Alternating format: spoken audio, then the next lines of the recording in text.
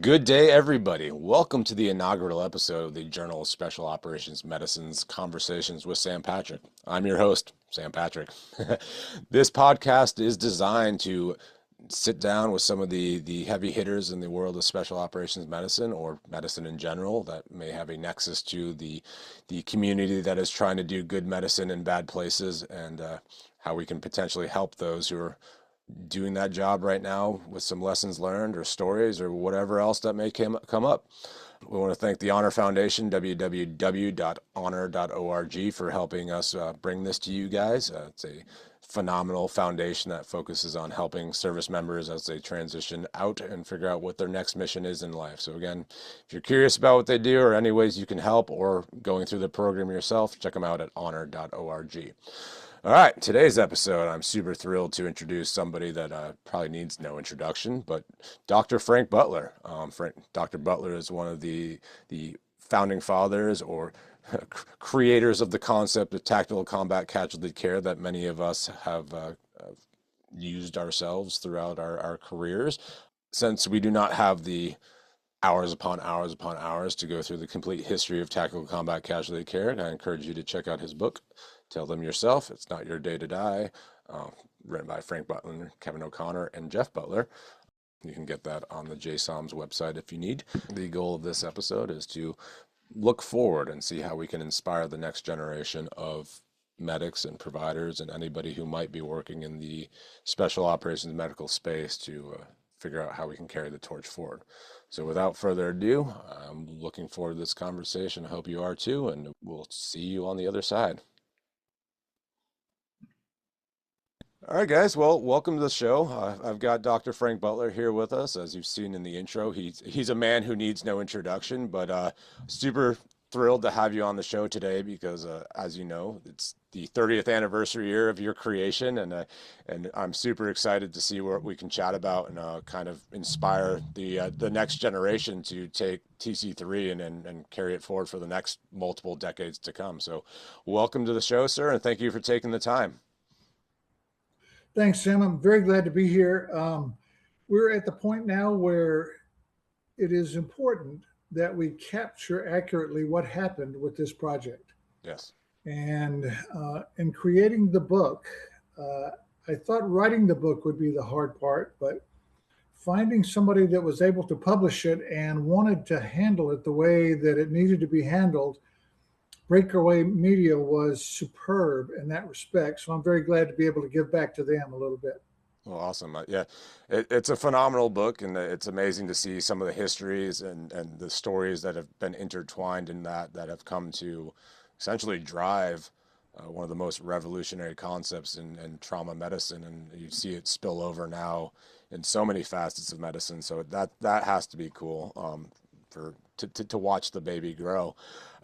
After the 30 years, in 1996, when you were drafting this concept, you're reviewing the data, you're looking at Gothic Serpent, you're looking at all the events leading up to the concept. Did you think then that you would be where you're at now with like revolutionizing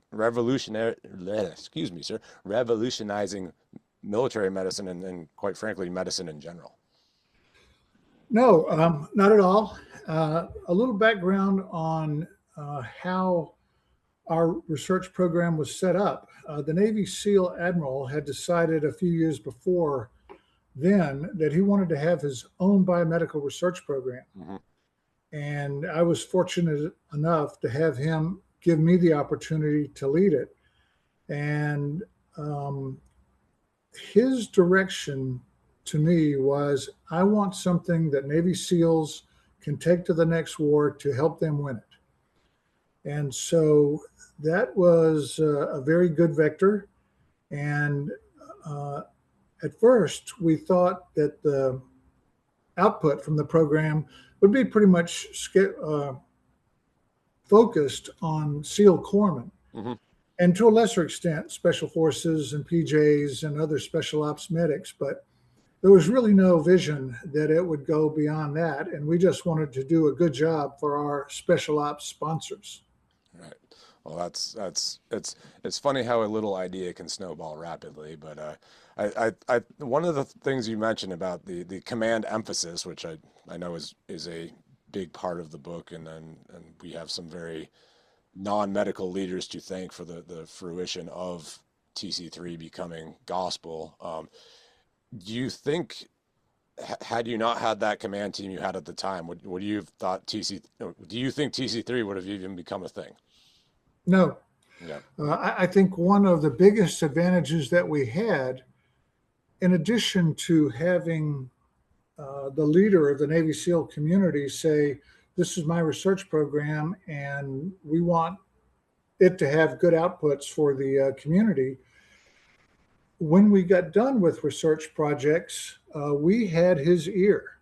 Hmm. So he was very willing to listen to all of the products that we brought back to brief him and his successors on, to include TC3. So to have a medical product that envisioned changing the way that battlefield medicine was done, and to have a Navy SEAL flag officer willing to sit there for 2 hours and listen to the plan, that's a huge advantage in and of itself. So, yes, the participation, the support, the encouragement of line commanders was absolutely essential to what we did. That's And not awesome. just the SEALs, the same was true in the Rangers and at the U.S. Special Operations Command as well. Yeah, I still remember because I was an Army medic for 21 years. I started in the conventional force in 2004, and the concept of TC3 was there, and that was 10 years after the initial papers, and it still was kind of percolating through the force. I went through the OEMS course where we got exposed to the guidelines for the first. I think that was genuinely the first time I was exposed to the guidelines was Yeah. OEMS, and not at the medic school, not AIT. And I was like, oh, this awesome. Tourniquets, all the evolution of stuff that came from that, and now seeing it, well, 21 years later, post my career, and just watching how it shifted then was awesome, because I look back at casualty response when I was a young medic, and it was not nearly what it is when I worked with the Ranger Regiment, seeing how they ran it, and it's super cool to see that happen. Um, Right. what were like so we're kind of seeing now as we're looking to today's generation, and the Walker dip is our favorite word to use, is are you from your position now, since you have lots of touch points with the community still, are you seeing the Walker dip happen in real time? Like Well, so the Walker Dip, for your listeners who may not be familiar with it, that term was coined by a British medical flag officer named Alistair Walker, who pointed out that during wartime, a military's ability to care for casualties would be really well honed.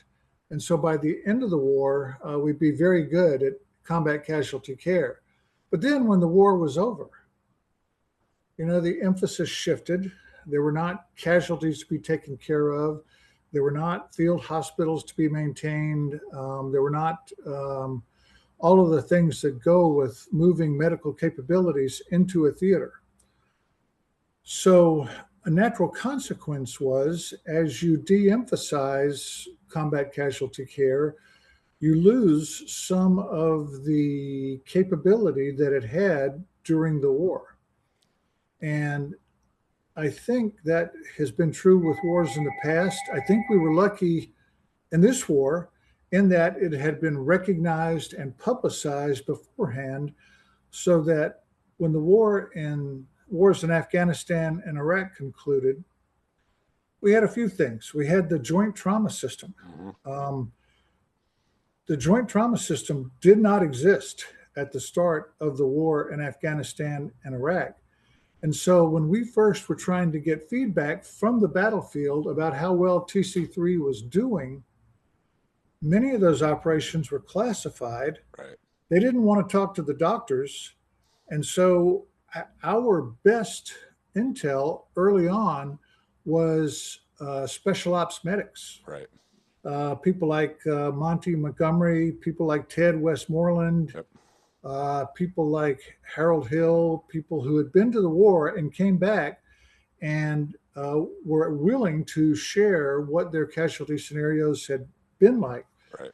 Now we have a trauma conference every Thursday, Yep. run by the Joint Trauma System, and as a matter of fact, we are going to have the 1,000th iteration of our weekly conference coming up in a couple of weeks.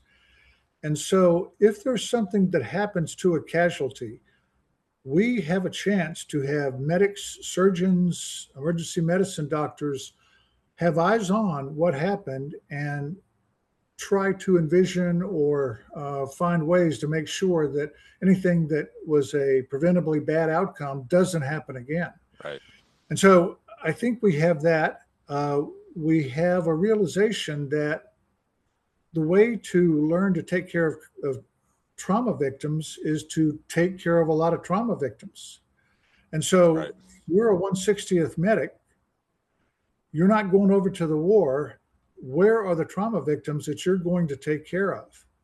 Well, they are in the civilian trauma centers, right. And our military has gotten very good at devising, arranging, setting up military civilian partnerships so that 160th and other medics will have trauma patients to take care of and have a chance to get better at their skills. And then lastly, I think that, again, command leadership is so important. We just had a new person take over as the head of the Defense Health Agency, Vice Admiral Darren Bai. And he put out his guidance to his commanders last week. And in that guidance, he included the reminder that DA, the Defense Health Agency, is a combat support agency. We're here to help the warfighter. And so having that direction from the top, I think, is critically important. So I feel very confident that we will go into, if there's a next war, we'll go into it prepared. Yes, and that's having sat on many of the JTS conferences as a fly on the wall. I like to say that my military career, I was a professional fly on the wall with a badge that allowed me into rooms I didn't have to be in, but I could be in there. So overhearing some of the discussions was what drove a lot of my personal experience in my career. I actually uniquely got to sit on an Annex Q rock drill, which is a health service and support rehearsal of operational concepts, in a place that was supposed to go very dynamic, and it was incredibly enlightening on some of the things that were glossed over or the planning assumptions. Actually, on that regard, the JTS conferences, do you guys ever have, say, the non-medical commanders associated with that casualty involved with those calls? Yes, Sam, that's a great question. The answer is infrequently. Not never, but not that often. Right. And, that's a great observation and maybe a way for us to continue to improve. As the book spells out, one of the reasons that TC3 has been so successful is that we have learned how to interact with 2, 3, 4-star flag officers and general officers and have them understand that we are trying to help them take care of their soldiers and Marines. Yes. And by the time somebody gets to be a 4-star flag officer, their bandwidth is pretty limited. So It's tough to get them to break loose for the JTS trauma conference every week. But your principle is right. A good commander knows what kind of care his troops are getting when they're injured. And the last chapter in the book starts out with a tremendous quote from General Votel, who was commander of the Ranger Regiment, then JSOC, then the Central Command. And he said, casualty care is a commander's business, yes, period. Is. And I think that's one of the concepts that I drive home. I try to, when I'm mentoring young medics and medical officers, like the Army model particularly is one that always has confused me, because we, at the most austere conventional force unit, say the infantry battalion, we put the most inexperienced officers there that are scared of anything and they don't want to have any attention drawn to them. So where do they hide? On their little JCR computer inside their Humvee Yeah. at the forward aid station. And It's it's like, not their fault, it's the system. exactly. And I've been jumping up and down on the table trying to fix it, as when I was with the 160th, I had this bad habit of going and sticking my nose in places I didn't really need to be, but like, Good for you. I observed a prolonged field care experiment that was actually run by an Aussie doc augmentee to First Corps, and what really hit home one time is we did a 12 casualty inject on this cavalry troop, and the commander of the troop came to us as the OCs and said, "Hey, can I cancel this inject so I can go back to warfighting?" And that was the light bulb moment when, like, hey, like, the casualty response is a command problem. It's not a medic problem.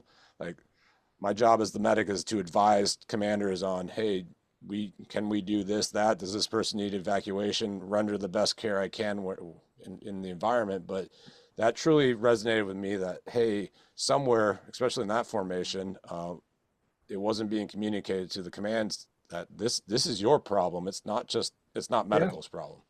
So there's a chapter in the book that spends about 20 pages making largely the same point that you just made. Mm-hmm. If as we say, there are two times that you can plan for what to do to take care of a casualty: before it happens and after it happens. Yes. And before is always better. And that sounds casual, but it's not. One of the best examples in the book, and this is one that I stole from Admiral Bill McRaven's book that came out in 1997, I think, called Spec Ops. If you remember the raid on Entebbe. Yes. And sadly, many of our young soldiers and medics do not remember that raid now. But the Israelis went to recover their hostages who had been taken by terrorists and were being held in the Entebbe airport. Mm-hmm. And as they got off their helicopters and began their assault, their commander, who incredibly was Prime Minister Netanyahu's brother, but at the time head of the Seret Matkal, the first thing that happened as they approached the building was that he was shot in the chest. Yep. And the book poses the question: you are the medic. Do you stop the assault to recover the hostages and take care of your commander, or do you ignore your commander and go get the hostages and kill the terrorists? Yep. And the right answer is, as Admiral McRaven spelled out in the book, the right answer is complete the mission and then come back and take care of casualties. Right. That's not intuitive. No. And I think it's something that we need to stress more than we do in casual or in combat medic courses today. But, you know, when young medics say, "Hey, come on, Entebbe was 100 years ago," you know, don't tell us about those old stories. So there's a new story in there about Master Chief Ed Byers' Medal of Honor action that is not on the scale that Entebbe was, but it was incredibly successful. And it was successful because the SEAL medic did the right thing at the right time, took care of the operation, and then stopped to take care of his fallen brother. Right.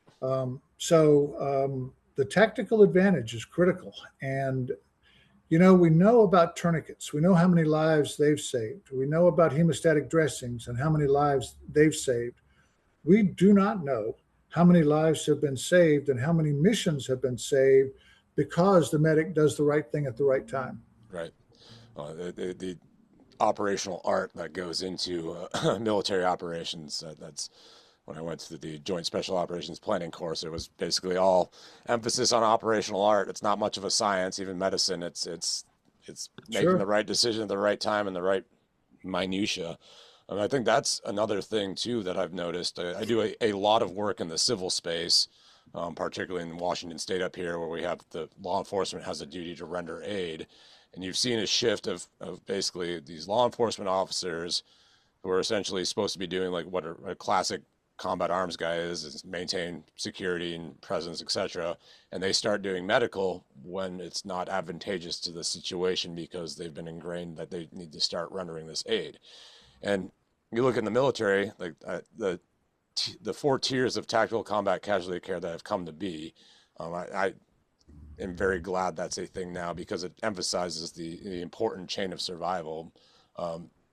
And for in your opinion, if you're dealing with a formation that doesn't take tactical combat casualty care as seriously at the tier one, the all service member level, and the CLS level, what are some ways that we can essentially, as medics, inspire the command to take it seriously?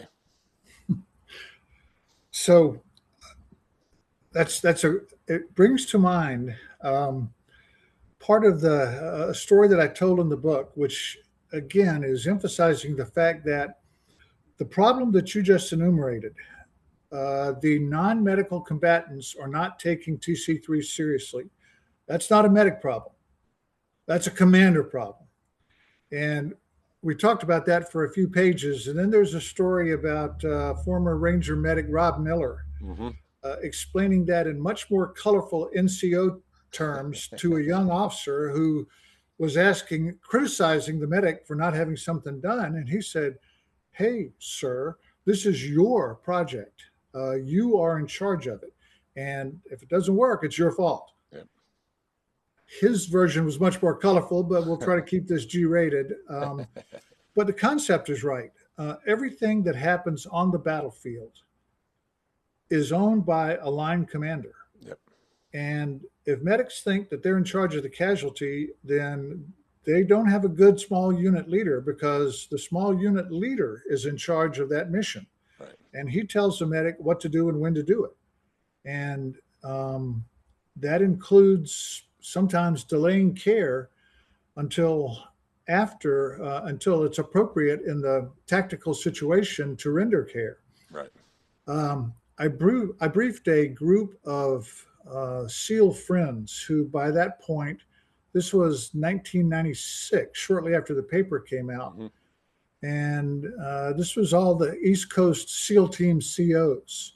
And we made the point that, as you've noted in the TC3 guidelines, sometimes it's appropriate for the medic to shoot first and treat later. And one of the SEAL team COs who had been a special missions squadron commander said, "Hey, Frank, you left something very big out of that. You said, what you said is right, but what you didn't say is important. And that is that the casualty should continue to function as a combatant if he's able to do that. Just because you're shot in the leg doesn't mean you get to lay down on the ground and shout for the medic." And he was right. His name was Pat Toohey. And that chapter in the book is called the Toohey Amendment. But if you read Medal of Honor stories, Bob Carey, Leroy Petrie, these are guys who got pretty significantly wounded and didn't let that slow them down. They continued with the mission. Yeah, no, that's a mindset thing too. That a lot of the trainings, it's actually a training scar. That if you are a role-playing casualty and they make you a casualty, what did they all do? They lie down and play dead. Yeah. And now you're conditioning that mindset that if any little thing happens, my job is to lie on the ground and wait for the medic to come to me. Like, no, man, that doesn't look so bad. I'm back in the fight. Let's go. Yeah, Sam, that was one of the most important things that we emphasized in the TC3 book, was that our training up to that point in time was predicated on civilian training, specifically the ATLS course. And the military, this is maybe not a great choice of words, but had a little bit of an inferiority complex. If the civilians are doing it, these guys are the experts, therefore it must be right. Well, not if you are in the middle of a gunfight and you think that you're going to go into a complete secondary survey of your casualty. I had a SEAL chief tell me that he had been faulted at the SOCM course for the problem that he was given was, okay, you've got this casualty, he's been injured by mortar fire. And as the you move over to take care of them, and you're getting ready to start your secondary survey, as they do in ATLS, you could see the mortar fire being walked into the position. So the gunshots were landing closer and closer and closer, so they had a spotter.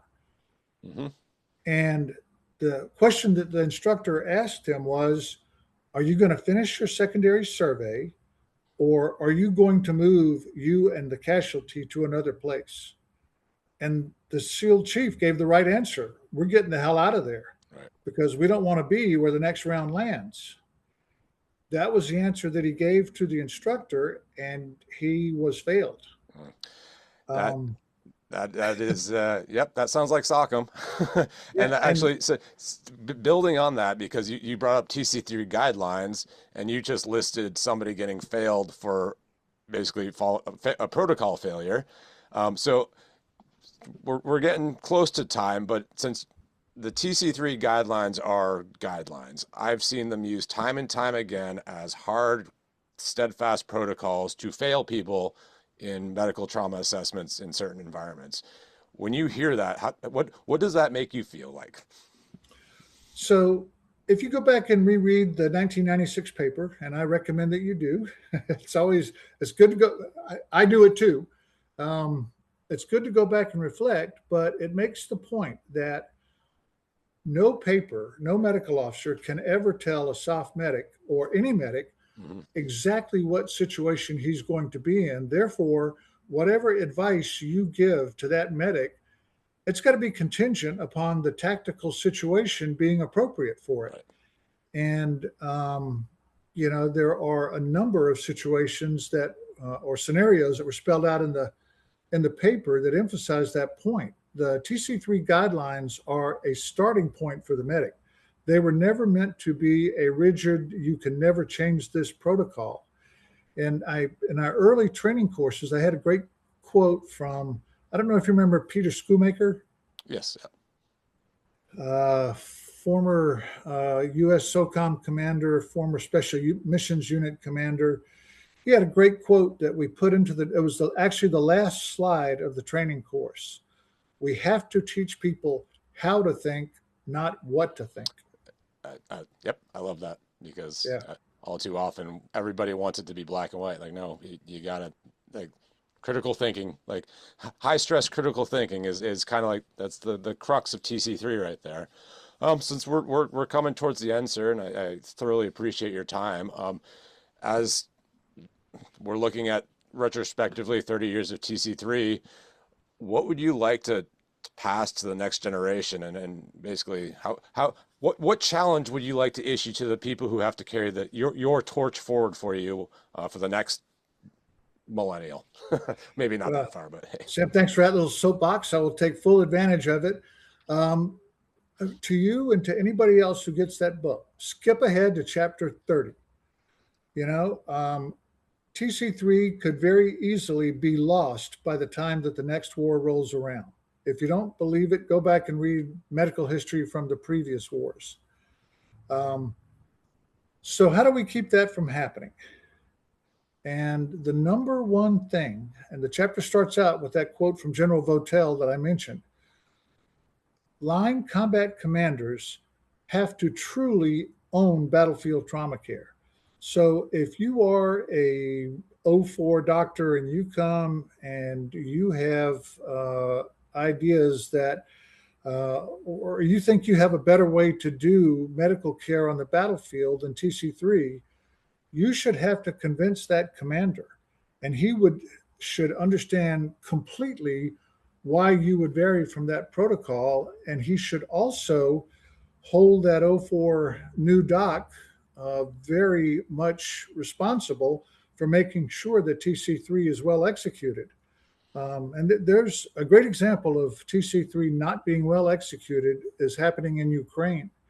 Ever since 2014, Colonel Stacy Shackelford's paper emphasized that if you have a wound, if you've got a tourniquet on a leg, you have to go back and reassess that tourniquet. You can't leave it and forget about it. You have to reassess it at least by 2 hours, and then as often as you can thereafter. The Ukrainians did not do that, and they lost terribly many arms and legs as a result. It wasn't that we didn't know what to do, it was that nobody held, not just the medics, but every Ukrainian combatant responsible for executing TC3 as it was intended. And that's I've read all those studies and I've jumped up and down on all those tables as well. And I think that's the parting shot here is it's casualty response is not medical's problem. There's a great paper that General Votel has written about that. Russ Coatwall and Master Sergeant Montgomery have written about it in their casualty response paper. Nobody has demonstrated that better than the Ranger Regiment, and I think that's the model for the rest of the military to follow. I 100% agree, because you look at the Ryan Davis case study, that's right there. There's plenty of them, but that one is kind of the gold standard on how that system works so well. Right. Well, sir, the book that we've been referencing is Tell Them Yourself. It's not your day to die. We plugged it earlier, but we're going to put it up there again. So read this, because if you don't, we're going to forget the hard lessons learned, and it's going to be paid in blood of our allies. Well, Dr. Butler, again, I really appreciate you taking the time out of your busy schedule to come on here and share the pearls and enjoy the journey. And I also want to congratulate you on your Presidential Citizens Medal that you got back there in 2025. That's a Bravo Zulu on a very storied career in life, and ensuring that many of the people that I was able to treat made it to the next echelon of care because of the hard work you put in on the front end. So thank you, sir. Well, thanks, Sam. And I'll turn that around by saying that speaking for an awful lot of special ops guys, we were very happy to see the 160th guys show up when something bad was going on. Well, we do bring the best drinks and snacks in town. So, all right, sir. Well, I appreciate you. We'll go sign off here, and I will hopefully be in touch. Sounds good. Take care.